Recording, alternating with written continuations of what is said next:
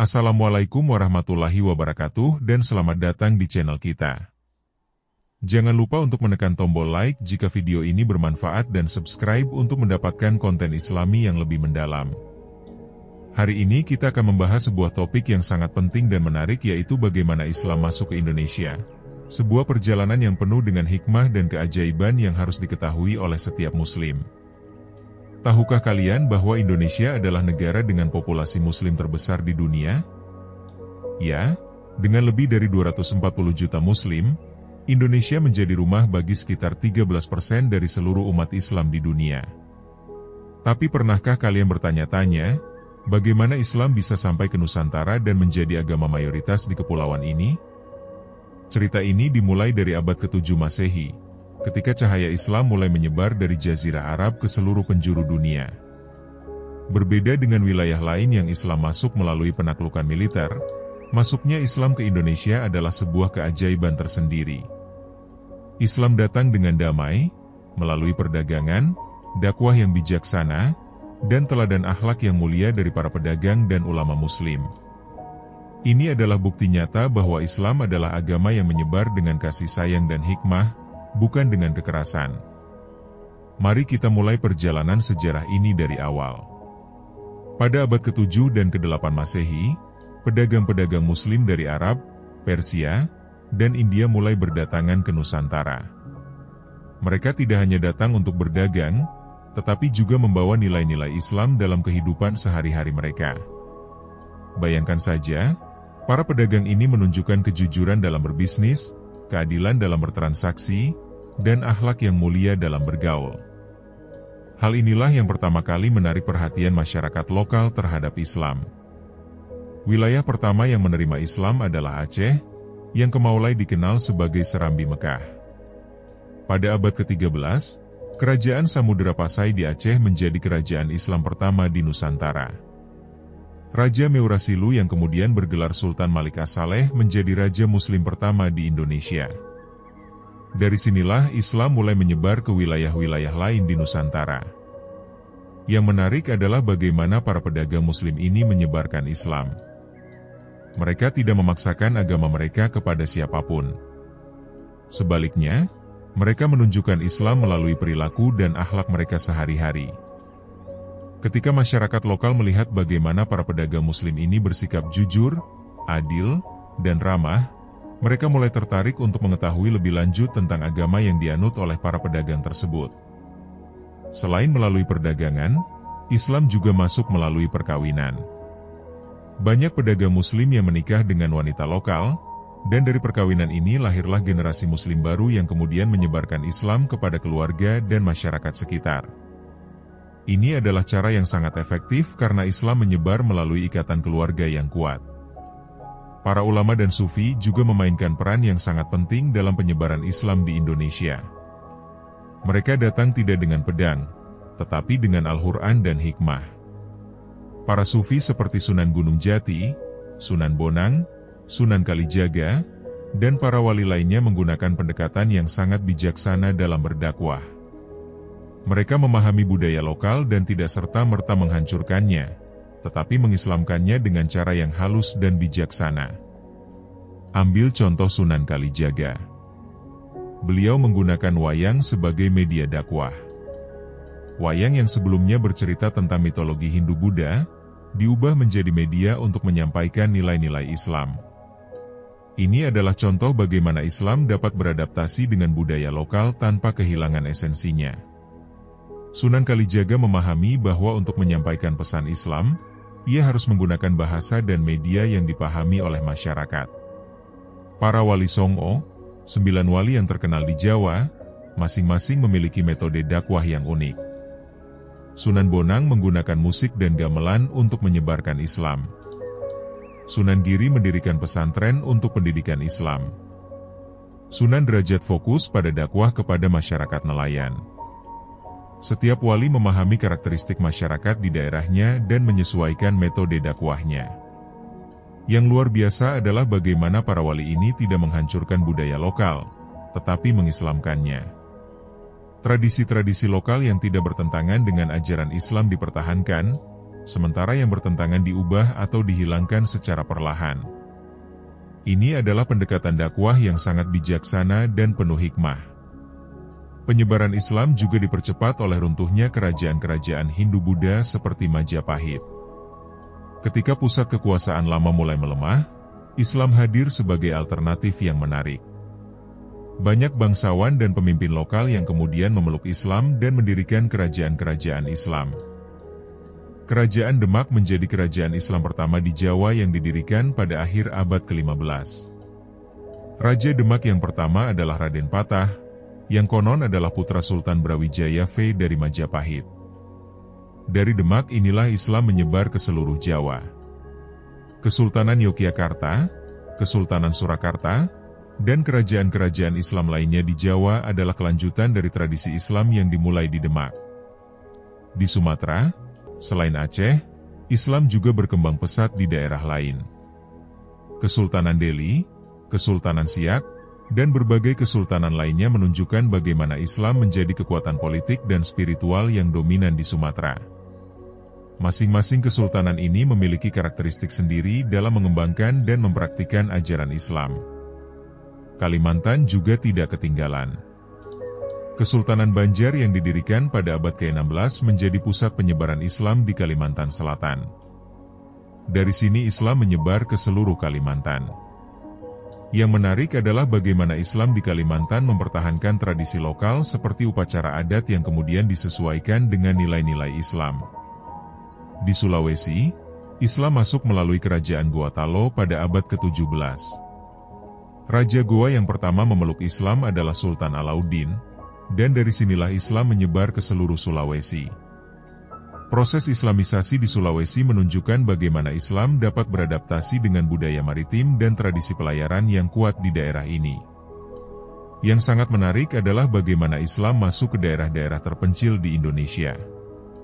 Di Papua misalnya, Islam masuk melalui pedagang-pedagang dari Maluku dan Sulawesi.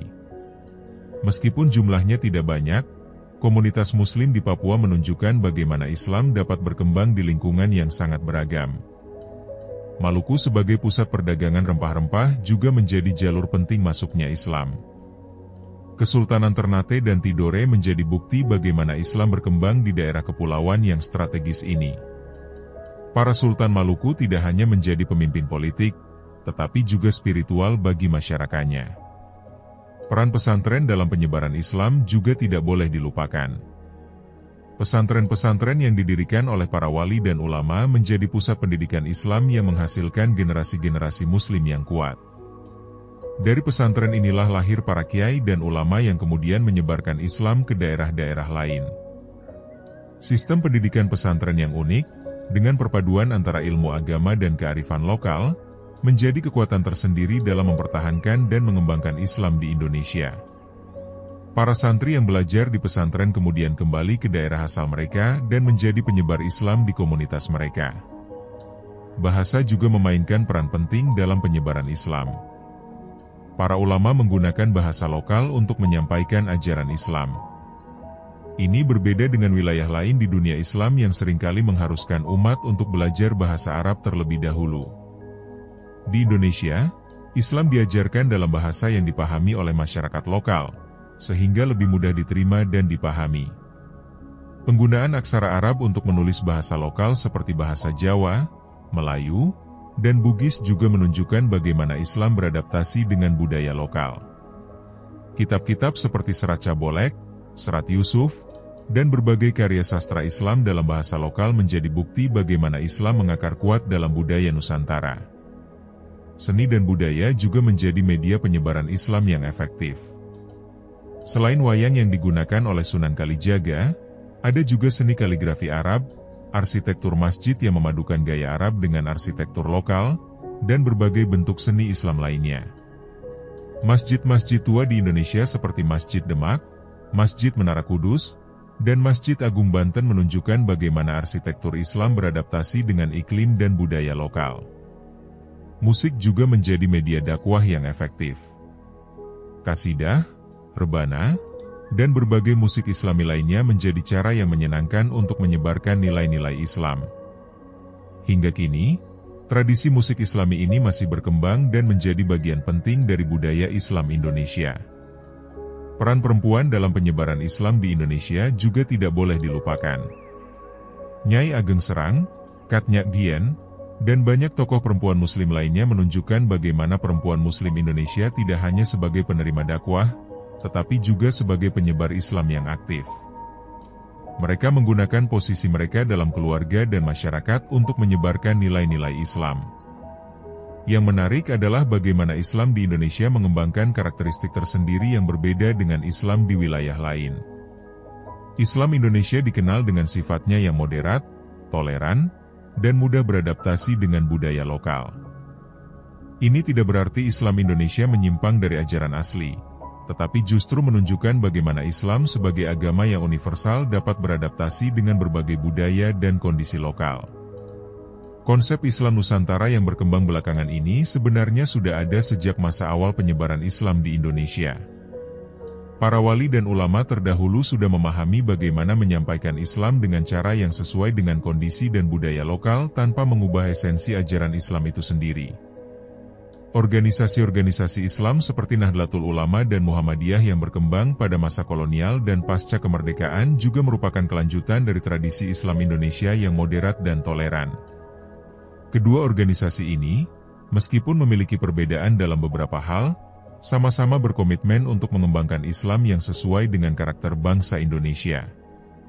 Pondok pesantren modern seperti Pesantren Gontor, Pesantren Tebu Ireng, dan pesantren-pesantren lainnya juga menunjukkan bagaimana pendidikan Islam di Indonesia terus berkembang dan beradaptasi dengan perkembangan zaman. Mereka memadukan pendidikan agama dengan pendidikan umum, menghasilkan lulusan yang tidak hanya kuat dalam ilmu agama tetapi juga mampu bersaing di era modern. Peran tokoh-tokoh seperti KH Ahmad Dahlan, KH Hasyim Asy'ari, dan para kiai lainnya dalam mengembangkan Islam modern di Indonesia sangat penting. Mereka memahami bahwa Islam harus dapat menjawab tantangan zaman tanpa kehilangan identitasnya. Pemikiran-pemikiran mereka tentang pembaharuan Islam masih relevan hingga kini. Dalam konteks kemerdekaan Indonesia, peran umat Islam juga sangat besar. Para pejuang kemerdekaan dari kalangan Muslim seperti KH Hasyim Asy'ari, KH Wahab Hasbullah, dan banyak lainnya menunjukkan bagaimana Islam Indonesia tidak hanya berkembang dalam bidang spiritual, tetapi juga dalam perjuangan politik dan kemerdekaan. Resolusi jihad yang dikeluarkan oleh KH Hasyim Asy'ari pada tahun 1945 menjadi bukti bagaimana ulama Indonesia memahami bahwa membela tanah air adalah bagian dari jihad dalam Islam. Ribuan santri dan pemuda Muslim kemudian berjuang melawan penjajah untuk mempertahankan kemerdekaan Indonesia. Setelah kemerdekaan, Islam di Indonesia terus berkembang dan menghadapi berbagai tantangan. Era Orde Lama, Orde Baru, dan reformasi masing-masing membawa dinamika tersendiri bagi perkembangan Islam di Indonesia. Melalui semua periode ini, Islam Indonesia menunjukkan kemampuannya untuk beradaptasi dan tetap relevan. Dewasa ini, Indonesia menjadi contoh bagi dunia tentang bagaimana Islam dapat berkembang dalam konteks demokrasi dan pluralisme. Meskipun menghadapi tantangan dari berbagai kelompok radikal, Islam mainstream Indonesia tetap mempertahankan karakter moderatnya. Organisasi seperti NU dan Muhammadiyah terus menjadi penjaga moderasi Islam di Indonesia. Fenomena dakwah modern melalui media sosial, televisi, dan internet juga menunjukkan bagaimana Islam Indonesia terus beradaptasi dengan perkembangan teknologi. Para dai kontemporer seperti Ustadz Abdul Somad, Ustadz Khalid Basalamah, dan lainnya menggunakan media modern untuk menyebarkan ajaran Islam kepada generasi muda. Peran perguruan tinggi Islam seperti UIN, IAIN, dan STAIN juga penting dalam mengembangkan pemahaman Islam yang mendalam dan kontekstual. Mereka menghasilkan skolar-skolar Muslim yang tidak hanya menguasai ilmu agama tetapi juga ilmu-ilmu kontemporer. Yang perlu kita pahami adalah bahwa penyebaran Islam di Indonesia adalah sebuah proses yang panjang dan kompleks. Tidak ada satu teori tunggal yang dapat menjelaskan bagaimana Islam bisa menjadi agama mayoritas di Indonesia. Kombinasi dari berbagai faktor seperti perdagangan, dakwah, perkawinan, pendidikan, dan adaptasi budaya semuanya berperan dalam proses ini. Teori-teori tentang masuknya Islam ke Indonesia pun beragam. Ada teori Gujarat yang mengatakan Islam masuk melalui pedagang dari Gujarat, India. Ada teori Arab yang menekankan peran pedagang Arab. Ada pula teori Persia dan teori Cina. Namun yang paling mungkin adalah bahwa Islam masuk melalui berbagai jalur dan dari berbagai wilayah secara bersamaan. Yang pasti, proses Islamisasi Indonesia adalah sebuah fenomena yang unik dalam sejarah penyebaran Islam dunia. Tidak ada kekerasan masif, tidak ada pemaksaan, tetapi Islam berhasil menjadi agama mayoritas melalui proses yang damai dan gradual. Ini adalah bukti bahwa Islam adalah agama yang sejati, yang menyebar melalui kebenaran ajarannya, bukan melalui pedang.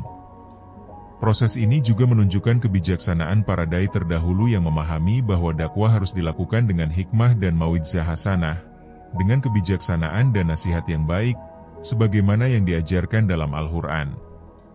Mereka tidak terburu-buru untuk mengubah segala sesuatu, tetapi memberikan waktu bagi masyarakat untuk memahami dan menerima Islam secara bertahap. Kita sebagai Muslim Indonesia hari ini harus belajar dari sejarah ini. Bahwa dakwah yang efektif adalah dakwah yang dilakukan dengan teladan, bukan dengan paksaan. Bahwa Islam dapat beradaptasi dengan budaya lokal tanpa kehilangan esensinya. Bahwa moderasi dan toleransi adalah ciri khas Islam Indonesia yang harus kita jaga. Sejarah masuknya Islam ke Indonesia juga mengajarkan kita tentang pentingnya kesabaran dalam berdakwah. Para wali dan ulama terdahulu membutuhkan ratusan tahun untuk mengislamkan Nusantara. Mereka tidak putus asa menghadapi tantangan dan hambatan. Mereka memahami bahwa hidayah datang dari Allah, dan tugas mereka hanya menyampaikan dengan cara yang terbaik. Dalam konteks global saat ini, di mana Islam seringkali disalahpahami dan dikaitkan dengan kekerasan, Indonesia menjadi bukti hidup bahwa Islam adalah agama perdamaian. Islam Indonesia menunjukkan bahwa Islam dapat hidup berdampingan dengan agama lain, dapat berkembang dalam sistem demokrasi, dan dapat berkontribusi positif bagi peradaban manusia.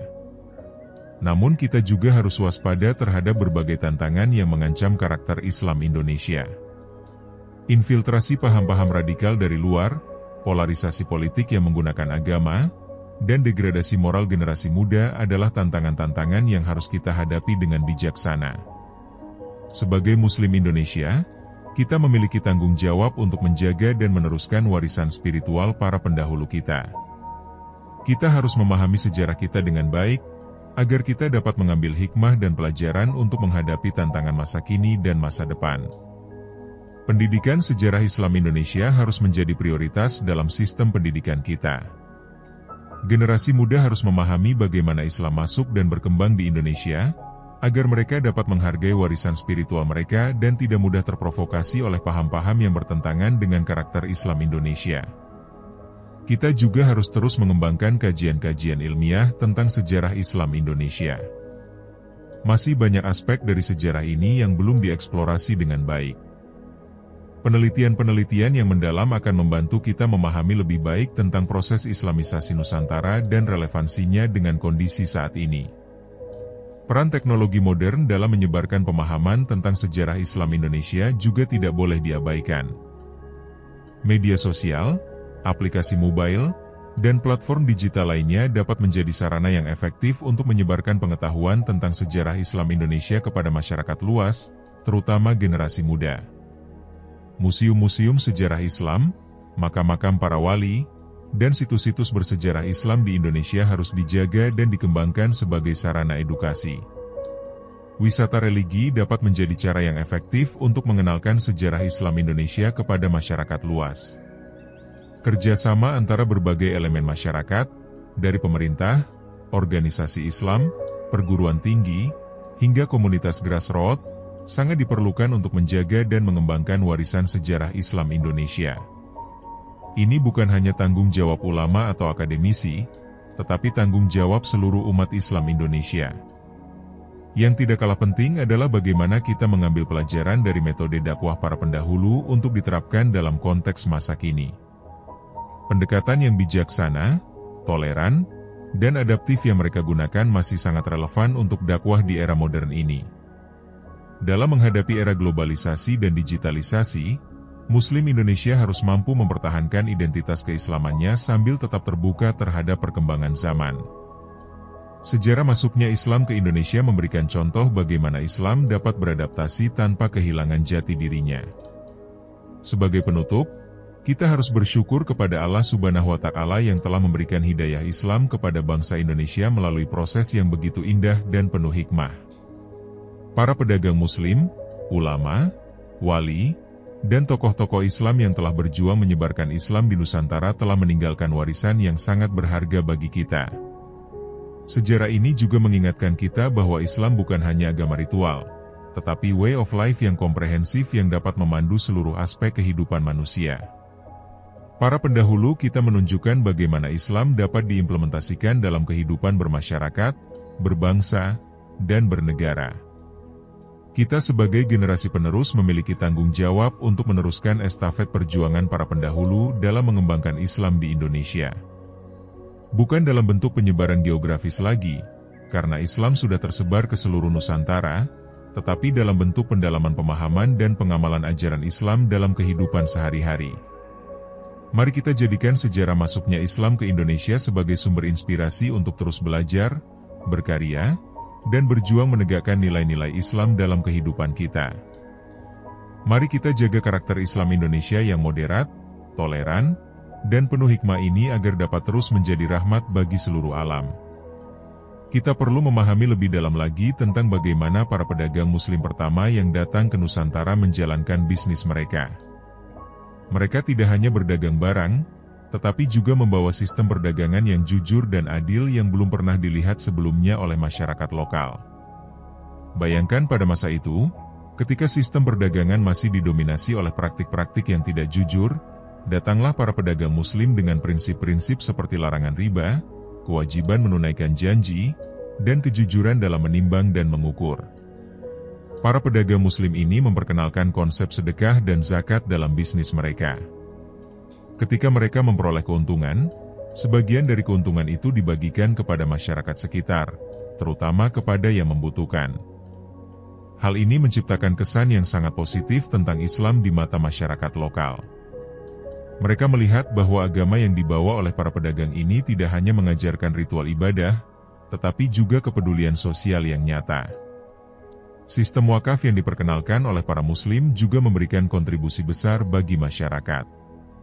Tanah-tanah wakaf digunakan untuk mendirikan masjid, sekolah, rumah sakit, dan fasilitas umum lainnya. Ini menunjukkan bahwa Islam tidak hanya peduli terhadap kehidupan akhirat, tetapi juga kesejahteraan umat di dunia. Masyarakat lokal melihat manfaat konkret dari kehadiran Islam dalam kehidupan sehari-hari mereka. Mari kita bahas lebih detail tentang masing-masing wali songo dan metode dakwah unik mereka. Sunan Ampel di Surabaya, misalnya, dikenal dengan pendekatan dakwahnya yang sangat sistematis. Beliau mendirikan pesantren pertama di Jawa Timur dan mengembangkan kurikulum yang memadukan ilmu agama dengan pengetahuan praktis seperti pertanian, perdagangan, dan kerajinan. Para santri tidak hanya belajar mengaji, tetapi juga dibekali dengan keterampilan hidup yang berguna. Sunan Giri yang berdomisili di daerah yang kini dikenal sebagai Gresik, mengembangkan metode dakwah melalui pendidikan. Beliau mendirikan sistem pesantren yang kemudian menjadi model bagi pesantren-pesantren lainnya di seluruh Jawa. Yang menarik, Sunan Giri juga dikenal sebagai pencipta tembang-tembang Jawa yang berisi ajaran Islam. Melalui tembang atau lagu, ajaran Islam menjadi lebih mudah diingat dan dipahami oleh masyarakat. Sunan Bonang memiliki pendekatan yang berbeda lagi. Beliau menggunakan gamelan dan seni musik tradisional Jawa untuk menyebarkan ajaran Islam. Konon, Sunan Bonang adalah pencipta gending-gending gamelan yang hingga kini masih dimainkan dalam upacara-upacara adat Jawa. Melalui musik, beliau berhasil menarik perhatian masyarakat dan kemudian menyisipkan nilai-nilai Islam dalam lirik-lirik lagunya. Sunan Kudus atau Ja'far Shadiq mengambil pendekatan yang sangat toleran terhadap budaya lokal. Di daerah Kudus yang mayoritas penduduknya masih Hindu-Buddha pada saat itu, beliau tidak memaksa mereka untuk meninggalkan semua tradisi mereka. Sebaliknya, beliau mengislamkan tradisi-tradisi tersebut. Contohnya adalah tradisi tidak menyembelih sapi di daerah Kudus, yang merupakan penghormatan terhadap kepercayaan Hindu yang menganggap sapi sebagai hewan suci. Menara Kudus yang dibangun oleh Sunan Kudus juga menunjukkan akulturasi budaya yang luar biasa. Arsitektur menara ini memadukan gaya Islam dengan gaya candi Hindu-Buddha yang sudah familiar bagi masyarakat setempat. Ini adalah contoh brilian bagaimana Islam dapat beradaptasi dengan budaya lokal tanpa kehilangan identitasnya. Sunan Muria memilih untuk berdakwah di daerah pegunungan. Beliau memahami bahwa masyarakat pegunungan memiliki karakteristik yang berbeda dengan masyarakat pantai atau dataran rendah. Sunan Muria menggunakan pendekatan yang lebih personal dan intensif, membangun hubungan yang erat dengan setiap individu dalam komunitas. Beliau juga dikenal dengan kesederhanaannya, hidup layaknya masyarakat biasa dan tidak menunjukkan superioritas sosial. Sunan Gunung Jati di Cirebon mengembangkan konsep dakwah yang sangat komprehensif. Beliau tidak hanya menyebarkan ajaran Islam dalam aspek spiritual, tetapi juga mengorganisir masyarakat dalam bidang ekonomi, politik, dan sosial. Kerajaan Cirebon yang didirikan di bawah pengaruh Sunan Gunung Jati menjadi contoh bagaimana sistem pemerintahan Islam dapat berjalan harmonis dengan tradisi lokal. Yang sangat menarik dari Sunan Gunung Jati adalah bagaimana beliau mengembangkan jalur perdagangan yang menghubungkan Cirebon dengan berbagai wilayah di Nusantara dan luar negeri. Hal ini tidak hanya meningkatkan kesejahteraan masyarakat Cirebon, tetapi juga memperluas jaringan penyebaran Islam ke daerah-daerah lain. Sunan Derajat memilih untuk fokus pada masyarakat nelayan dan petani di wilayah pesisir Jawa Timur. Beliau memahami bahwa masyarakat nelayan memiliki tantangan hidup yang unik, dengan ketidakpastian hasil tangkapan dan bahaya laut yang selalu mengancam. Sunan Derajat mengajarkan kepada mereka bagaimana berdoa dan bertawakal kepada Allah dalam menghadapi ketidakpastian hidup, sambil tetap berusaha dengan sungguh-sungguh. Beliau juga mengajarkan sistem gotong royong dalam komunitas nelayan yang didasarkan pada prinsip-prinsip Islam tentang persaudaraan dan saling membantu. Ketika ada nelayan yang mengalami musibah atau tidak mendapatkan hasil tangkapan, nelayan lainnya akan berbagi hasil mereka. Sistem ini kemudian menjadi tradisi yang bertahan hingga kini di komunitas-komunitas nelayan di Jawa. Sunan Kalijaga, yang mungkin paling terkenal di antara Wali Songo, mengembangkan pendekatan dakwah yang sangat kreatif dan inovatif. Sebelum menjadi wali, beliau adalah seorang preman atau jawara yang kemudian bertobat dan menjadi dai. Pengalaman hidupnya yang beragam membuat beliau memahami dengan baik psikologi masyarakat dari berbagai kalangan. Penggunaan wayang sebagai media dakwah oleh Sunan Kalijaga adalah salah satu inovasi dakwah yang paling brilian dalam sejarah Islam di Indonesia. Beliau tidak hanya mengubah cerita-cerita wayang dari mitologi Hindu-Buddha menjadi cerita-cerita yang bermuatan Islam, tetapi juga menciptakan tokoh-tokoh wayang baru yang mencerminkan nilai-nilai Islam. Tokoh Semar dalam wayang Purwa, misalnya, digambarkan sebagai sosok yang bijaksana, rendah hati, dan selalu membantu yang lemah. Karakteristik ini sejalan dengan nilai-nilai Islam tentang akhlak mulia. Melalui tokoh Semar, Sunan Kalijaga mengajarkan bahwa kemuliaan seseorang tidak ditentukan oleh keturunan atau status sosialnya, tetapi oleh akhlak dan ketakwaannya. Selain wayang, Sunan Kalijaga juga menciptakan berbagai permainan tradisional yang bermuatan pendidikan Islam. Permainan jamuran, cublak-cublak sueng, dan berbagai permainan tradisional Jawa lainnya konon diciptakan oleh Sunan Kalijaga sebagai media untuk mengajarkan nilai-nilai Islam kepada anak-anak dengan cara yang menyenangkan. Sunan Gresik atau Maulana Malik Ibrahim adalah wali yang pertama datang ke Jawa. Beliau berperan sebagai perintis yang membuka jalan bagi wali-wali lainnya. Sunan Gresik menggunakan pendekatan dakwah melalui pelayanan kesehatan. Beliau dikenal memiliki pengetahuan pengobatan yang luas dan sering mengobati masyarakat yang sakit tanpa meminta bayaran. Melalui pelayanan kesehatan ini, Sunan Gresik berhasil membangun kepercayaan dan kedekatan dengan masyarakat. Ketika masyarakat mulai percaya kepada beliau sebagai penyembuh, mereka juga mulai terbuka untuk mendengarkan ajaran-ajaran agama yang disampaikan. Ini adalah contoh bagaimana dakwah dapat dilakukan melalui pelayanan sosial yang nyata. Metode dakwah para wali songo ini kemudian menjadi inspirasi bagi para dai dan ulama generasi selanjutnya. Mereka memahami bahwa dakwah tidak hanya tentang menyampaikan ceramah di masjid, tetapi tentang menjadi bagian dari masyarakat dan memberikan kontribusi nyata bagi kehidupan mereka. Dalam konteks penyebaran Islam di daerah-daerah lain di Indonesia, kita juga melihat pendekatan-pendekatan serupa. Di Sumatera, misalnya, Kesultanan Aceh tidak hanya menjadi pusat politik, tetapi juga pusat keilmuan Islam. Para ulama dari Aceh banyak yang menuntut ilmu di Mekah dan Madinah, kemudian kembali untuk mengembangkan Islam di Aceh. Aceh pada masa jayanya menjadi pusat perdagangan dan keilmuan Islam yang menghubungkan Nusantara dengan dunia Islam internasional. Para pedagang dan pelajar dari seluruh Nusantara datang ke Aceh untuk belajar Islam, kemudian kembali ke daerah asal mereka untuk menyebarkan ilmu yang telah mereka peroleh. Nuruddin Ar-Raniri, Hamzah Fansuri, dan Syamsuddin As-Sumatrani adalah beberapa ulama besar Aceh yang karyanya tidak hanya berpengaruh di Indonesia, tetapi juga di seluruh dunia Melayu. Karya-karya mereka dalam bidang tasawuf, fiqh, dan tafsir menjadi rujukan penting bagi pengembangan Islam di Nusantara. Di Kalimantan, penyebaran Islam memiliki dinamika yang berbeda lagi. Kerajaan Banjar yang didirikan pada abad ke-16 menjadi pusat penyebaran Islam di Kalimantan Selatan. Sultan Suryansyah, Raja Banjar yang pertama memeluk Islam, mengundang para ulama dari Demak untuk membantu mengislamkan kerajaannya. Proses Islamisasi di Banjar menunjukkan bagaimana Islam dapat diterima oleh sistem kerajaan tradisional tanpa menghancurkan struktur sosial yang sudah ada. Para bangsawan Banjar yang memeluk Islam tetap mempertahankan gelar dan posisi mereka, tetapi kini mereka menggunakan kekuasaan mereka untuk menyebarkan Islam. Tradisi Bayun Mulud yang hingga kini masih dilaksanakan di Kalimantan Selatan adalah contoh bagaimana tradisi lokal diislamkan.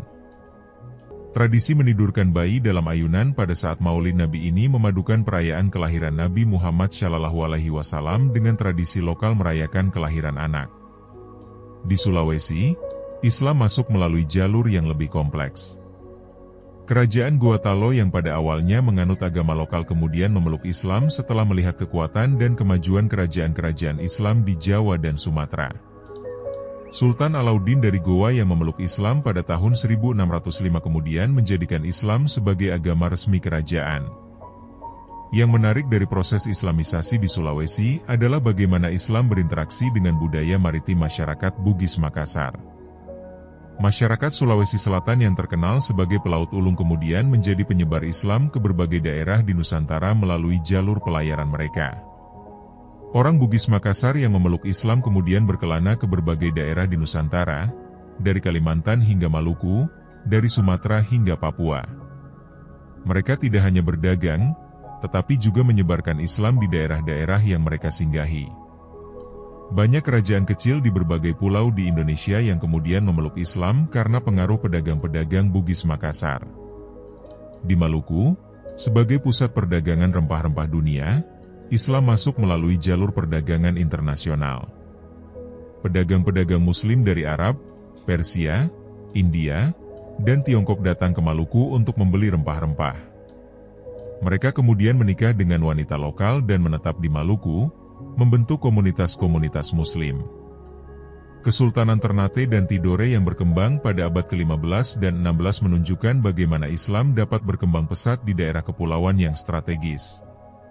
Para Sultan Maluku tidak hanya menjadi penguasa politik, tetapi juga pemimpin spiritual yang menyebarkan Islam ke pulau-pulau di sekitarnya. Yang unik dari Islam Maluku adalah bagaimana Islam berinteraksi dengan tradisi pelagandong, yaitu sistem persaudaraan antara kampung-kampung yang berbeda agama. Tradisi ini menunjukkan bagaimana Islam di Maluku mengembangkan sikap toleran dan inklusif terhadap komunitas-komunitas yang berbeda agama.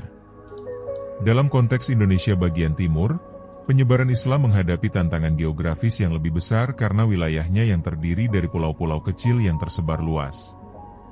Namun justru disinilah kita melihat keajaiban penyebaran Islam melalui jalur pelayaran dan perdagangan antar pulau.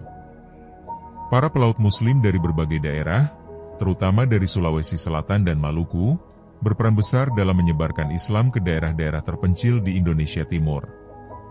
Mereka membawa Islam bukan hanya sebagai agama ritual, tetapi sebagai way of life yang mengatur seluruh aspek kehidupan, termasuk sistem perdagangan, hukum adat, dan struktur sosial masyarakat.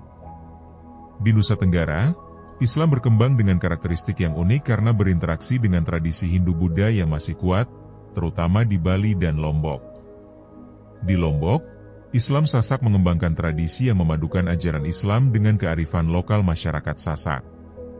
Tradisi nyongkolan dalam pernikahan Sasak, misalnya, adalah contoh bagaimana Islam beradaptasi dengan budaya lokal.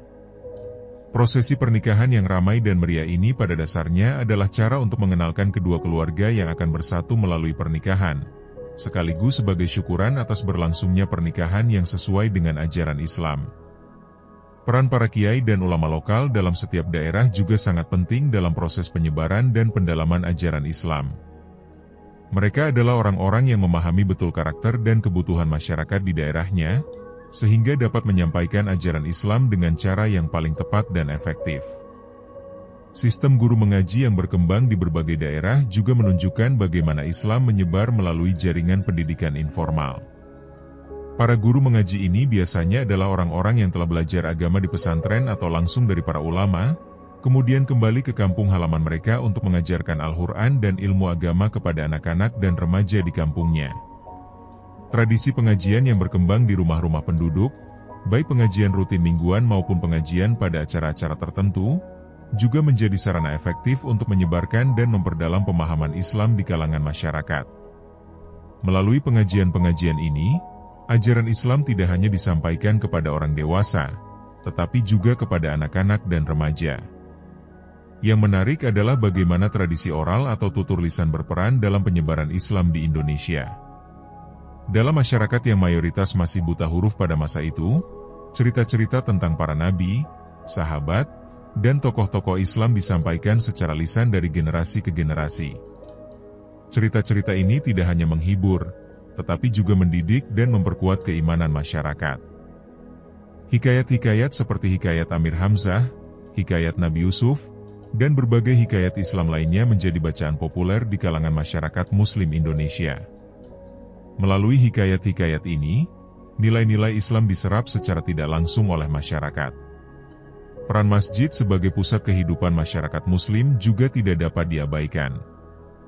Masjid tidak hanya berfungsi sebagai tempat ibadah, tetapi juga sebagai pusat pendidikan, pusat kegiatan sosial, dan bahkan pusat kegiatan ekonomi masyarakat. Di masjid, masyarakat belajar mengaji, berdiskusi tentang berbagai masalah kehidupan, dan merencanakan kegiatan-kegiatan kemasyarakatan. Arsitektur masjid-masjid tua di Indonesia juga menunjukkan bagaimana Islam beradaptasi dengan kondisi iklim dan budaya lokal.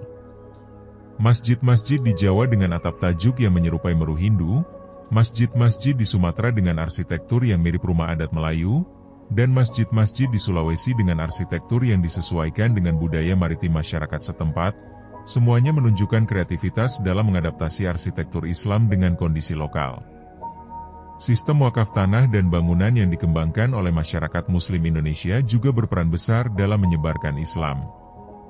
Tanah-tanah wakaf yang digunakan untuk mendirikan masjid, pesantren, dan madrasah menjadi pusat-pusat penyebaran Islam di berbagai daerah. Sistem ini menunjukkan bagaimana masyarakat Muslim Indonesia memiliki kesadaran kolektif untuk mengembangkan Islam di daerah mereka. Tradisi tahlilan, yasinan, dan berbagai pengajian rutin lainnya yang berkembang di masyarakat juga menjadi sarana untuk mempererat hubungan sosial sekaligus memperdalam pemahaman agama. Melalui kegiatan-kegiatan ini, masyarakat tidak hanya belajar tentang ajaran Islam, tetapi juga membangun solidaritas sosial yang kuat. Peran perempuan Muslim dalam penyebaran Islam di Indonesia juga sangat signifikan, meskipun seringkali tidak tercatat dalam sejarah resmi. Para ibu dan nenek adalah guru agama pertama bagi anak-anak mereka. Mereka mengajarkan sholat, mengaji, dan nilai-nilai Islam melalui lagu Nina Bobo, cerita pengantar tidur, dan aktivitas sehari-hari lainnya. Tradisi pengajian ibu-ibu yang berkembang di berbagai daerah juga menjadi sarana penting untuk memperdalam pemahaman Islam di kalangan perempuan. Melalui pengajian ini, para perempuan tidak hanya belajar tentang ibadah, tetapi juga tentang bagaimana menjalankan peran mereka sebagai istri, ibu, dan anggota masyarakat sesuai dengan ajaran Islam. Organisasi-organisasi perempuan Muslim seperti Aisyah dan Fatayat NU yang berkembang pada masa modern adalah kelanjutan dari peran aktif perempuan Muslim dalam mengembangkan Islam di Indonesia. Mereka tidak hanya fokus pada kegiatan keagamaan, tetapi juga pada pemberdayaan perempuan, pendidikan, dan kegiatan sosial lainnya. Dalam konteks perkembangan Islam kontemporer di Indonesia, kita melihat munculnya berbagai gerakan dan organisasi Islam yang beragam. Dari yang berkarakter tradisionalis seperti Nahdlatul Ulama hingga yang modernis seperti Muhammadiyah, dari yang fokus pada dakwah seperti Jamaah Tabligh hingga yang aktif dalam politik seperti Partai Keadilan Sejahtera. Keberagaman ini sebenarnya adalah cerminan dari kekayaan tradisi Islam Indonesia yang memang plural dan inklusif sejak awal. Para pendiri bangsa Indonesia memahami betul bahwa keberagaman ini adalah kekuatan, bukan kelemahan, selama tetap dalam koridor persatuan dan kesatuan bangsa. Pancasila sebagai dasar negara Indonesia juga merupakan hasil dari dialog antara nilai-nilai Islam dengan nilai-nilai kebangsaan yang universal. Para tokoh Muslim seperti K.H. Hashim Asy'ari, K.H. Wahab Hasbullah, dan Muhammad Natsir berperan penting dalam merumuskan Pancasila yang dapat diterima oleh semua kelompok agama dan etnis di Indonesia. Konsep Bhinneka Tunggal Ika yang menjadi semboyan bangsa Indonesia juga sejalan dengan ajaran Islam tentang keberagaman sebagai sunatullah. Al-Quran dengan jelas menyatakan bahwa Allah menciptakan manusia dalam berbagai suku dan bangsa agar mereka saling mengenal dan berlomba dalam kebaikan. Peran pesantren dalam mempertahankan dan mengembangkan karakter Islam Indonesia juga tidak bisa diabaikan. Pesantren-pesantren di Indonesia tidak hanya mengajarkan ilmu agama, tetapi juga menanamkan nilai-nilai kebangsaan, toleransi, dan moderasi kepada para santrinya. Sistem pendidikan pesantren yang memadukan pengajaran kitab kuning dengan pendidikan umum menghasilkan lulusan yang tidak hanya ahli dalam ilmu agama, tetapi juga memiliki wawasan kebangsaan dan kemampuan untuk berkontribusi dalam pembangunan bangsa. Tradisi Bahthul Masail atau diskusi ilmiah tentang berbagai persoalan keagamaan dan kemasyarakatan yang berkembang di pesantren-pesantren juga menunjukkan bagaimana Islam Indonesia mengembangkan tradisi berpikir kritis dan rasional dalam memahami ajaran agama. Para kiai sebagai pemimpin pesantren tidak hanya berperan sebagai guru agama, tetapi juga sebagai pemimpin masyarakat yang memberikan panduan dalam berbagai aspek kehidupan.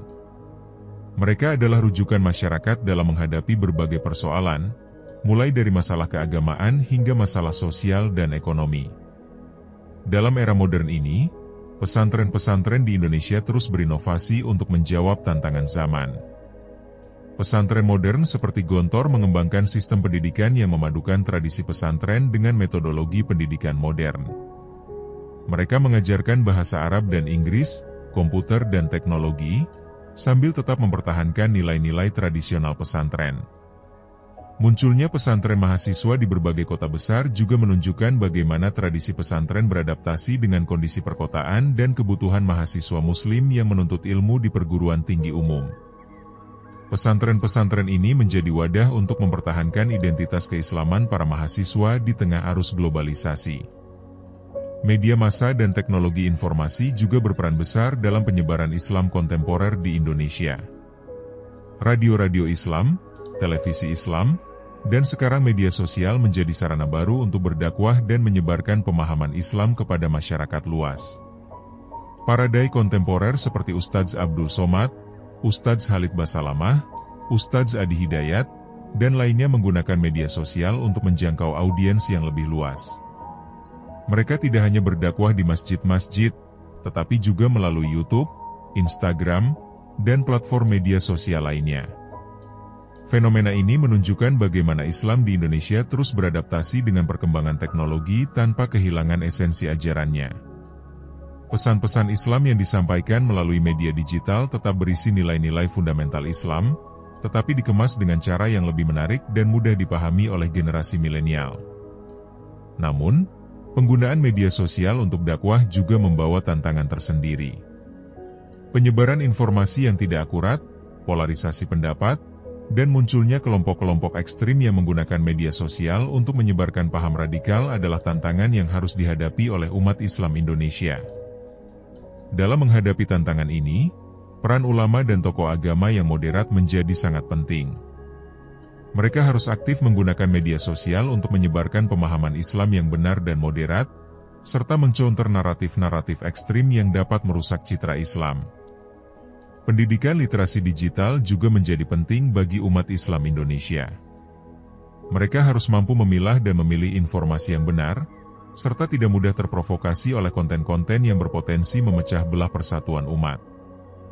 Generasi muda Muslim Indonesia juga memiliki peran penting dalam menjaga dan mengembangkan Islam Indonesia di era digital ini.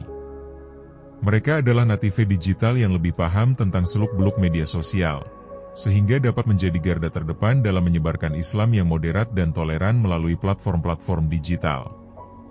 Komunitas-komunitas Muslim muda seperti Pemuda Hijrah, Shift, dan berbagai komunitas lainnya menunjukkan antusiasme generasi muda terhadap Islam. Mereka menggunakan pendekatan yang kreatif dan inovatif dalam mengkaji dan mengamalkan ajaran Islam, sambil tetap mempertahankan karakter Islam Indonesia yang moderat. Event-event Islam seperti Indonesia Islamic Book Fair, Islamic Festival, dan berbagai acara sejenis juga menunjukkan dinamika kehidupan Islam kontemporer di Indonesia. Event-event ini tidak hanya menjadi ajang untuk mempromosikan produk-produk Islam, tetapi juga untuk berbagi pengetahuan dan mempererat silaturahmi antar umat Islam. Industri halal yang berkembang pesat di Indonesia juga menunjukkan bagaimana Islam dapat menjadi kekuatan ekonomi yang signifikan. Dari makanan halal, kosmetik halal, fashion muslim, hingga wisata halal, semua menunjukkan potensi besar ekonomi Islam di Indonesia. Bank-bank syariah yang terus berkembang juga menunjukkan bagaimana sistem keuangan Islam dapat menjadi alternatif yang viable dalam sistem ekonomi modern. Meskipun masih menghadapi berbagai tantangan, perkembangan perbankan syariah di Indonesia cukup menggembirakan dan menunjukkan penerimaan masyarakat terhadap sistem keuangan yang sesuai dengan prinsip Islam. Zakat, infak, dan sedekah yang semakin terorganisir melalui lembaga-lembaga seperti Basnas, Dompet Duafa, dan lainnya juga menunjukkan potensi besar umat Islam Indonesia dalam bidang filantropi.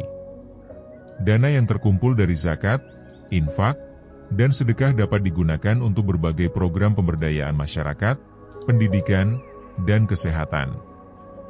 Program-program pemberdayaan ekonomi umat yang dijalankan oleh berbagai organisasi Islam juga menunjukkan bagaimana Islam tidak hanya peduli terhadap aspek spiritual, tetapi juga aspek material kehidupan umat.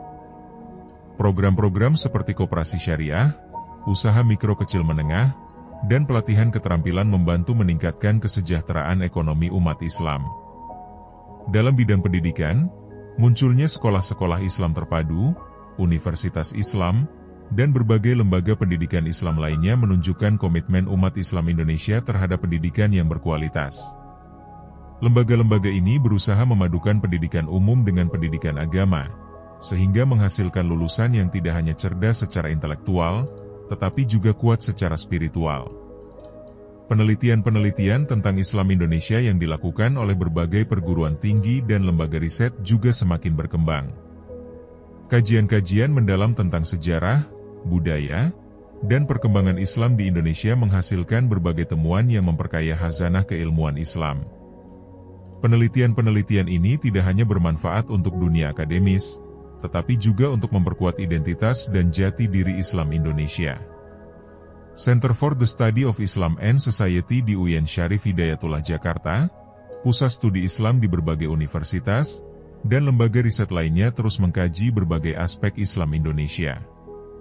Hasil penelitian mereka dipublikasikan dalam jurnal-jurnal ilmiah, buku-buku, dan berbagai forum akademis, sehingga dapat diakses oleh masyarakat luas. Konferensi-konferensi internasional tentang Islam Indonesia yang diselenggarakan di berbagai negara juga menunjukkan pengakuan dunia internasional terhadap keunikan dan kontribusi Islam Indonesia. Para skolar dari berbagai negara datang untuk mempelajari bagaimana Islam dapat berkembang dengan damai dan toleran seperti yang terjadi di Indonesia. Model Islam Indonesia bahkan mulai dipelajari dan diadopsi oleh negara-negara Muslim lainnya yang menghadapi tantangan serupa dalam mengelola keberagaman agama dan budaya. Konsep Islam Nusantara yang moderat dan inklusif menjadi inspirasi bagi pengembangan Islam di berbagai belahan dunia. Diplomasi Islam yang dilakukan oleh Indonesia di forum-forum internasional juga menunjukkan peran penting Indonesia dalam dunia Islam global. Indonesia aktif dalam Organisasi Kerjasama Islam, ASEAN, dan berbagai forum internasional lainnya untuk mempromosikan Islam yang moderat dan perdamaian dunia. Dalam konteks hubungan antar umat beragama, Indonesia juga menjadi contoh bagaimana umat Islam dapat hidup berdampingan secara harmonis dengan umat agama lain. Meskipun sesekali terjadi gesekan dan konflik, secara umum hubungan antar umat beragama di Indonesia relatif harmonis dibandingkan dengan negara-negara lain yang memiliki komposisi penduduk multi-agama. Tradisi dialog antar umat beragama yang dikembangkan oleh berbagai organisasi dan tokoh agama di Indonesia menunjukkan komitmen terhadap toleransi dan perdamaian. Forum-forum seperti Konferensi Wali Gereja Indonesia dengan para ulama Islam, Dialog Katolik Islam, dan berbagai forum sejenis lainnya menjadi wadah untuk membangun saling pengertian dan kerjasama antar umat beragama. Perayaan hari-hari besar keagamaan yang saling menghormati juga menunjukkan kedewasaan beragama masyarakat Indonesia. Ketika umat Islam merayakan Idul Fitri dan Idul Adha, umat agama lain turut menghormati dan bahkan ikut bergembira. Begitu pula sebaliknya, ketika umat Kristen merayakan Natal atau umat Hindu merayakan Nyepi, umat Islam juga menunjukkan penghormatan. Konsep gotong royong yang mengakar dalam budaya Indonesia juga memperkuat harmoni antar umat beragama. Dalam kegiatan-kegiatan kemasyarakatan seperti pembangunan jalan, jembatan, atau fasilitas umum lainnya, semua warga bergotong royong tanpa memandang agama mereka. Sistem RT dan RW yang ada di Indonesia juga menjadi wadah integrasi sosial yang efektif.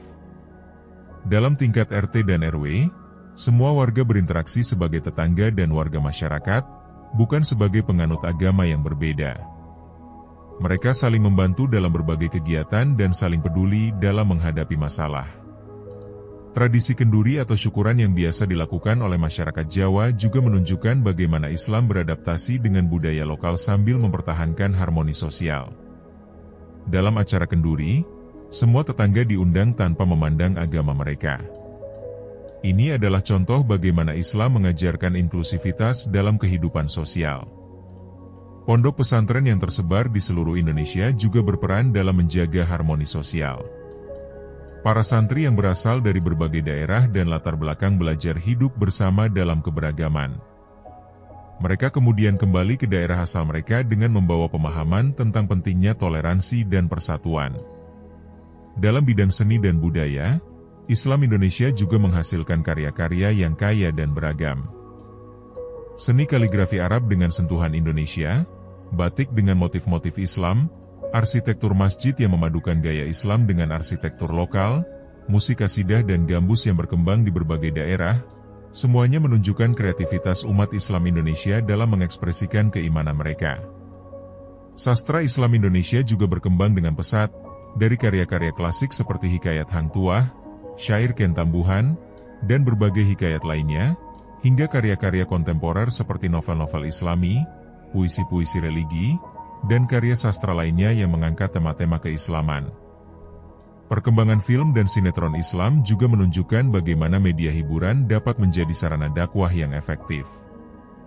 Film-film seperti Ayat-Ayat Cinta, Ketika Cinta Bertasbih, dan berbagai film Islam lainnya tidak hanya menghibur tetapi juga mendidik dan menginspirasi penonton untuk lebih mendekatkan diri kepada Allah.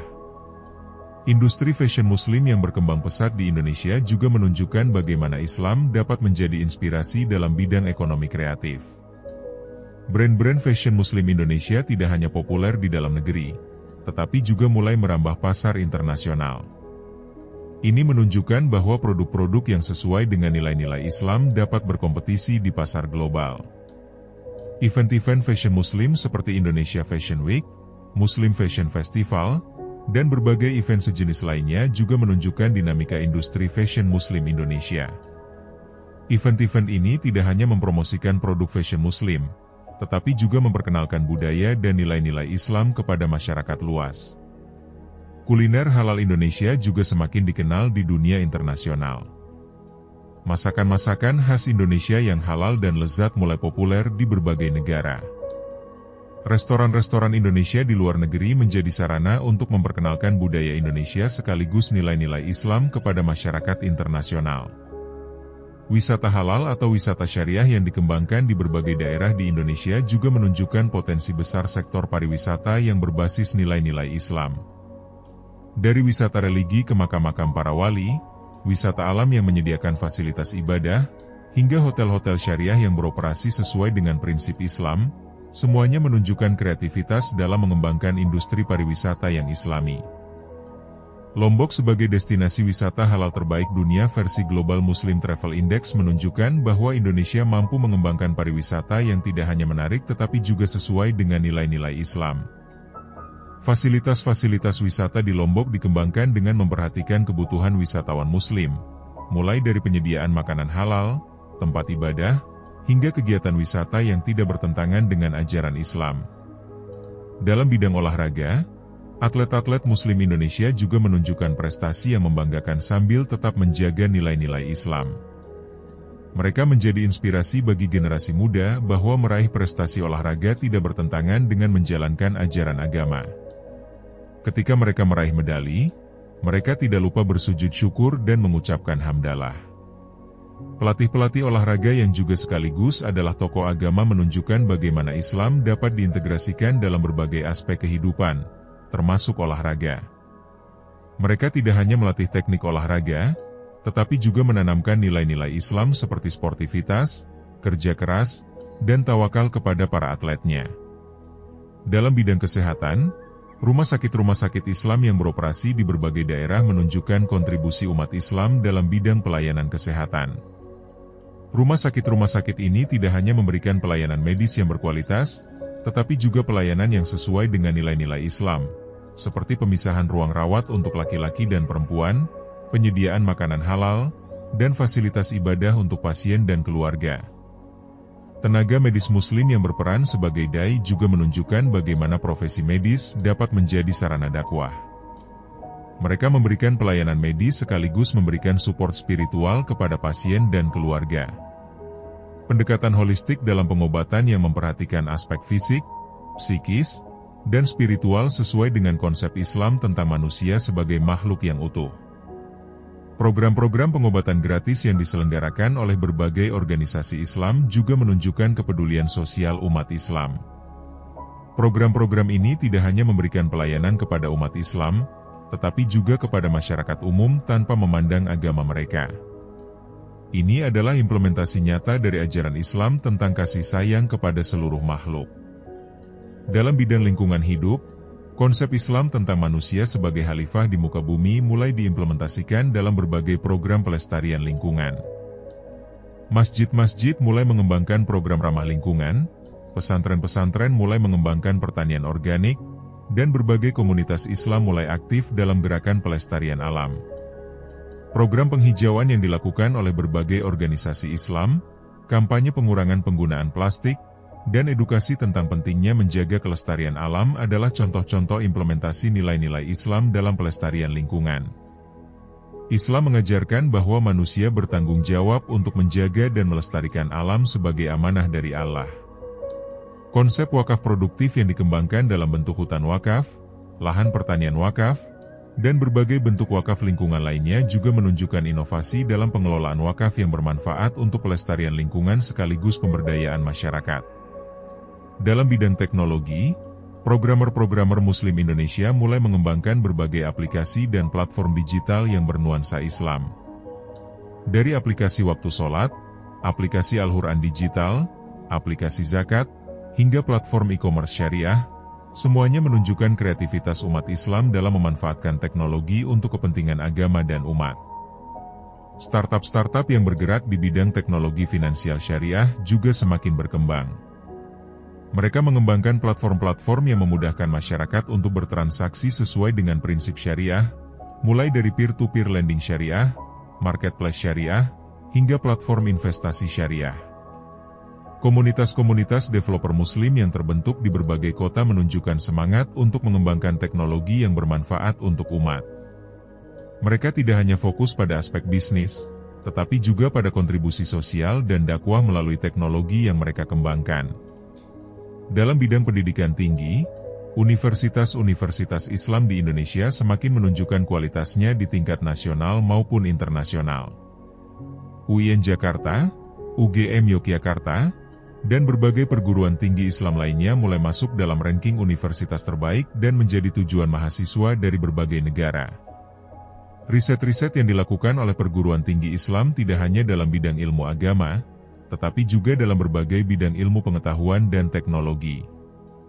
Ini menunjukkan bahwa Islam mendorong penguasaan ilmu pengetahuan dalam segala bidang, tidak hanya ilmu agama. Kerjasama internasional yang dilakukan oleh perguruan tinggi Islam Indonesia dengan universitas-universitas di berbagai negara juga semakin intensif. Pertukaran mahasiswa, dosen, dan peneliti membantu memperkaya khazanah keilmuan dan memperluas wawasan tentang Islam global. Program beasiswa yang diberikan oleh berbagai lembaga Islam untuk mahasiswa dari berbagai daerah dan latar belakang ekonomi juga menunjukkan komitmen terhadap pemerataan pendidikan. Banyak mahasiswa berprestasi yang berasal dari keluarga kurang mampu dapat melanjutkan pendidikan ke jenjang yang lebih tinggi berkat program beasiswa ini. Alumni-alumni perguruan tinggi Islam yang tersebar di berbagai profesi dan bidang kehidupan juga menjadi agen-agen dakwah dan perubahan di tempat mereka bekerja. Mereka membawa nilai-nilai Islam dalam profesi mereka, baik sebagai dokter, insinyur, pengacara, pengusaha, politisi, maupun profesi lainnya. Jaringan alumni yang kuat juga membantu dalam pengembangan ekonomi umat. Mereka saling membantu dalam pengembangan bisnis, pencarian kerja, dan berbagai bentuk kerjasama lainnya. Ini menunjukkan solidaritas umat Islam yang tidak hanya dalam aspek ritual, tetapi juga dalam aspek ekonomi dan sosial. Dalam konteks politik, partisipasi umat Islam dalam sistem demokrasi Indonesia juga menunjukkan kematangan politik umat Islam. Mereka aktif dalam berbagai partai politik, tidak hanya partai-partai yang berbasis Islam, tetapi juga partai-partai nasionalis dan lainnya. Ini menunjukkan bahwa umat Islam Indonesia memandang politik sebagai sarana untuk berkontribusi bagi bangsa dan negara. Politisi-politisi Muslim yang berhasil menduduki posisi-posisi penting dalam pemerintahan juga menunjukkan kapasitas dan integritas yang tinggi. Mereka membuktikan bahwa menjadi Muslim yang taat tidak mengurangi kemampuan mereka dalam menjalankan tugas-tugas politik dan pemerintahan.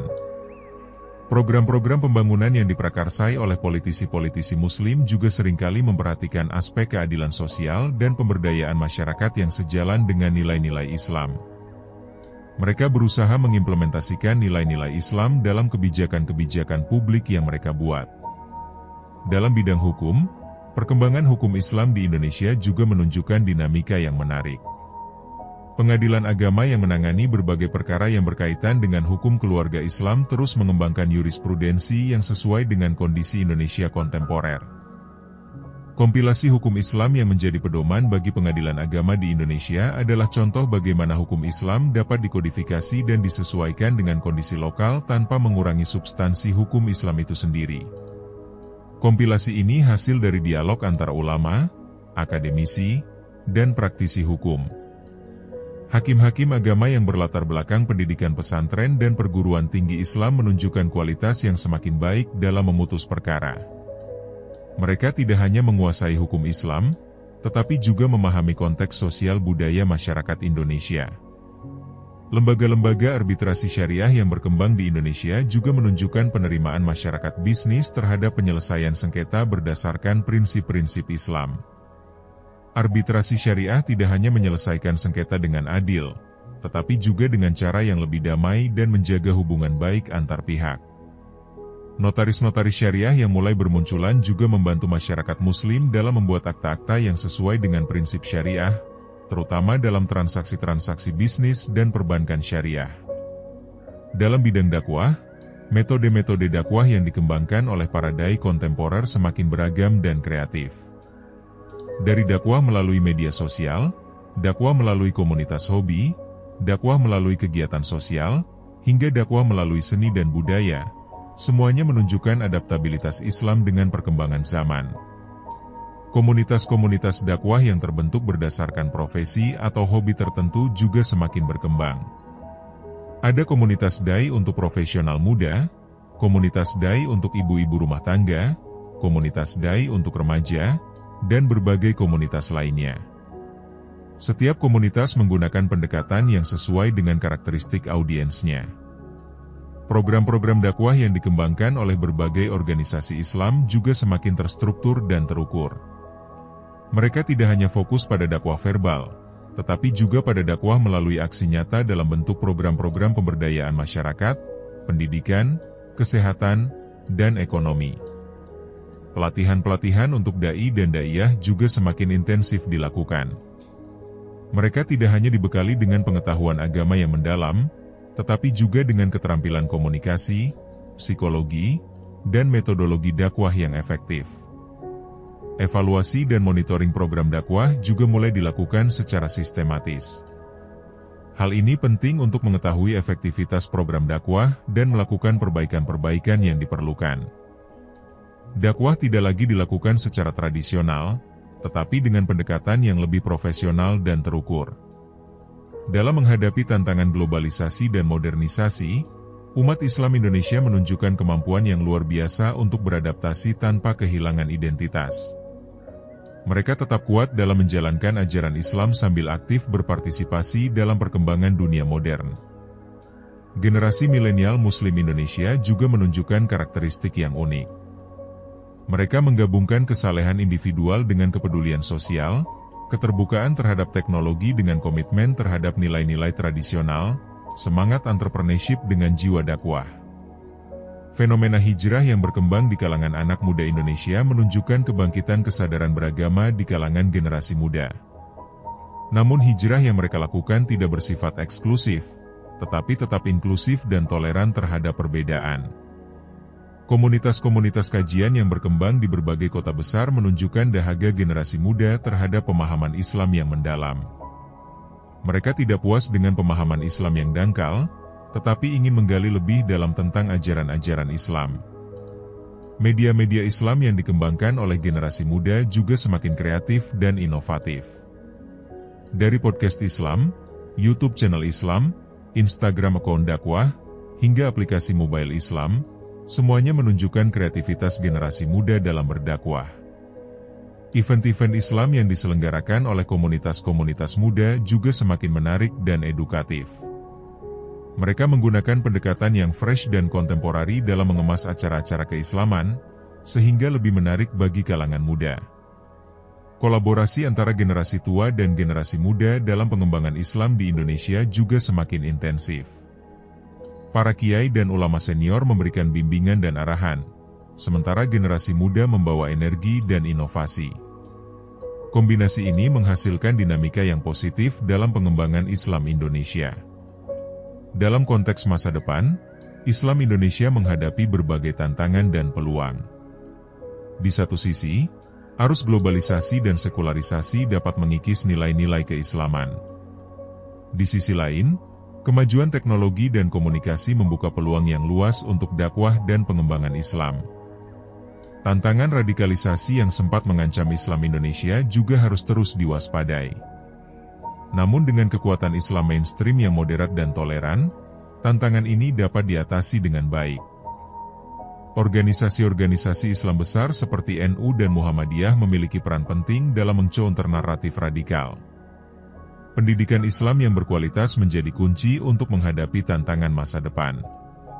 Sistem pendidikan yang mampu memadukan ilmu agama dengan ilmu umum, tradisi dengan modernitas, akan menghasilkan generasi Muslim yang kuat dan kompetitif. Kolaborasi antara berbagai elemen umat Islam, dari ulama, akademisi, pengusaha, politisi, hingga aktivis sosial, menjadi sangat penting untuk menghadapi tantangan masa depan. Tidak ada satu elemen yang dapat berjalan sendiri, semuanya harus bersinergi untuk kemajuan Islam Indonesia. Demikianlah pembahasan kita yang panjang tentang bagaimana Islam masuk ke Indonesia, sebuah perjalanan sejarah yang dimulai dari abad ke-7 hingga perkembangan Islam Indonesia kontemporer yang kita saksikan hari ini. Dari para pedagang Muslim pertama yang datang dengan jujur dan akhlak mulia, para wali yang berdakwah dengan hikmah dan kebijaksanaan, para ulama yang mendidik umat dengan sabar dan ikhlas, hingga generasi Muslim Indonesia hari ini yang terus berjuang mengembangkan Islam dalam berbagai bidang kehidupan. Sejarah ini mengajarkan kita bahwa Islam adalah agama yang fleksibel dan adaptif, mampu berkembang dalam berbagai kondisi dan budaya tanpa kehilangan esensinya. Islam Indonesia menunjukkan kepada dunia bahwa Islam dapat hidup berdampingan dengan keberagaman, dapat berkembang dalam sistem demokrasi, dan dapat berkontribusi positif bagi peradaban manusia. Sebagai Muslim Indonesia, kita memiliki warisan yang sangat berharga dari para pendahulu kita. Warisan ini bukan hanya dalam bentuk masjid, pesantren, atau kitab-kitab, tetapi lebih dari itu, warisan dalam bentuk tradisi Islam yang moderat, toleran, dan penuh hikmah. Kita harus menjaga warisan ini sambil terus mengembangkannya sesuai dengan tantangan zaman. Kita juga harus bangga dengan identitas kita sebagai Muslim Indonesia yang unik dan khas. Islam Indonesia memiliki karakteristik tersendiri yang berbeda dengan Islam di wilayah lain, tetapi ini bukanlah kelemahan, melainkan kekuatan. Keberagaman dalam kesatuan adalah kekayaan yang harus kita syukuri dan jaga. Mari kita teladani semangat para pendahulu kita yang tidak pernah lelah dalam menyebarkan Islam dengan cara yang damai dan bijaksana. Mari kita lanjutkan estafet dakwah mereka dengan cara-cara yang sesuai dengan kondisi zaman kita. Dan mari kita pastikan bahwa generasi mendatang akan menerima warisan Islam yang lebih baik dari yang kita terima dari generasi sebelumnya. Terakhir, mari kita selalu berdoa kepada Allah Subhanahu wa Ta'ala agar Islam di Indonesia terus berkembang dan menjadi rahmat bagi seluruh alam. Semoga Allah senantiasa memberkahi perjalanan umat Islam Indonesia dan menjadikan kita sebagai umat yang dapat memberikan kontribusi positif bagi perdamaian dan kemajuan dunia. Demikianlah pembahasan kita tentang cara Islam masuk ke Indonesia, sebuah sejarah yang penuh dengan keajaiban dan hikmah yang harus diketahui oleh setiap Muslim. Semoga pembahasan yang panjang ini dapat menambah pengetahuan, memperkuat keimanan, dan menginspirasi kita semua untuk terus berkontribusi dalam pengembangan Islam Indonesia.